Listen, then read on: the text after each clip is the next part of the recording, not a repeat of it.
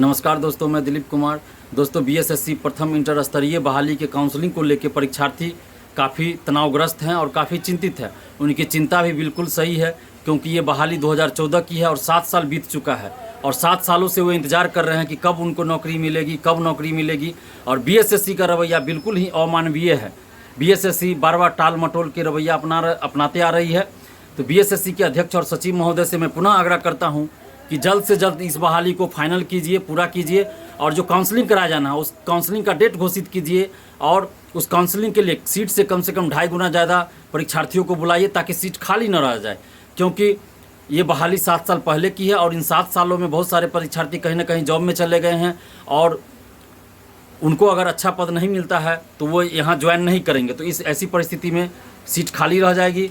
और दूसरी तरफ 2016 में जब दोबारा फॉर्म भरने के लिए लिंक ओपन किया गया था तो उसमें हज़ारों लोग ऐसे थे जो फॉर्म भरने के लिए योग्य नहीं थे, फिर भी उन लोगों ने फॉर्म भर दिया था और वैसे लोग भी पीटी और मुख्य परीक्षा पास करके यहाँ तक आ चुके हैं।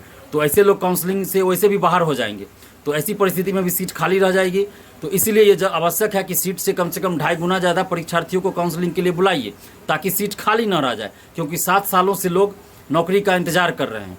और ऐसी परिस्थिति में अगर एक भी सीट खाली रह जाता है तो फिर ये परीक्षार्थियों के भविष्य के साथ खिलवाड़ होगा, छात्रों के भविष्य के साथ खिलवाड़ होगा। तो ऐसा नहीं होना चाहिए। इसलिए सीट से कम 2.5 गुना ज़्यादा परीक्षार्थियों को काउंसलिंग के लिए बुलाइए और इस काउंसलिंग का डेट जल्द से जल्द घोषित कीजिए।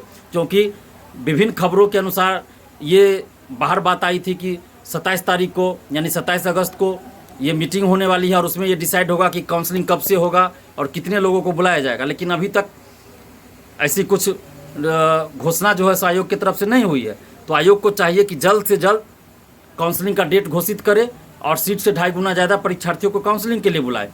अगर ऐसा बीएसएससी ऐसा जल्द नहीं करती है तो परीक्षार्थियों को फिर आंदोलन करना पड़ेगा और परीक्षार्थी आंदोलन के लिए उत्सुक हो रहे हैं, आंदोलन के लिए एकजुट हो रहे हैं। तो बार बार आंदोलन करने के लिए छात्रों को मजबूर मत कीजिए ये, क्योंकि ये अंततः आपको भारी पड़ जाएगा। आखिर आप छात्रों के आक्रोश को कब तक आप शांत करके रख पाइएगा? एक ना एक दिन वो ज्वालामुखी का रूप लेगा तो फिर बहुत मुश्किल हो जाएगा बीएसएससी के अध्यक्ष और सचिव महोदय के लिए। तो मैं इसलिए पुनः आग्रह करता हूं कि प्लीज़ ऐसी परिस्थिति पैदा न हो कि छात्र आक्रोशित होकर कुछ ऐसा वैसा कर दे। तो प्लीज़ आप उससे पहले ही डेट घोषित कीजिए और सीट से 2.5 गुना ज़्यादा परीक्षार्थियों को काउंसलिंग के लिए बुलाइए। और आप खुद सोचिए बीएसएससी के अध्यक्ष और सचिव जी कि ये 7 साल पहले की वैकेंसी है, 2014 की है। अब आप कितना इसको लटकाना चाहते हैं? 8 साल लगभग, अब 8 साल पूरा हो जाएगा। आप कितना इस वैकेंसी को आप कितना साल खींचना चाहते हैं? क्या आपको नोबेल पुरस्कार चाहिए लेट लतीफ़ी के लिए? अगर नहीं चाहिए नोबेल पुरस्कार तो जल्द इसको पूरा कीजिए। छात्रों की मांग को मानिए और छात्रों की मांग कोई गलत नहीं है, जो परीक्षार्थी है उनकी मांग गलत नहीं है। परीक्षार्थी यही चाहते हैं कि एक भी सीट खाली ना रहे और जल्द इस वैकेंसी को पूरा किया जाए। तो इसमें आपको क्या परेशानी हो रही है? आप 7 साल से एक वैकेंसी को पूरा नहीं कर पा रहे हैं, आप काउंसलिंग का डेट घोषित नहीं कर पा रहे हैं, तो आप क्या कर रहे हैं अध्यक्ष के पद पे रह के और सचिव के पद पे रह के? अगर आपसे ये नहीं संभल रहा है तो आप इस्तीफा दे दीजिए, छोड़ दीजिए, किसी और को मौका दीजिए, जो आएंगे वो करेंगे। तो परीक्षार्थियों को बार बार आंदोलन के लिए आप उकसाइए मत कि आंदोलन, हर चीज़ के लिए आंदोलन ही करना पड़ता है परीक्षार्थियों को। तो आप ज़्यादा उकसाइए मत और ज़्यादा परीक्षार्थियों को परेशान मत कीजिए, वरना फिर ऐसा आंदोलन होगा कि आप लोगों को महंगा पड़ जाएगा।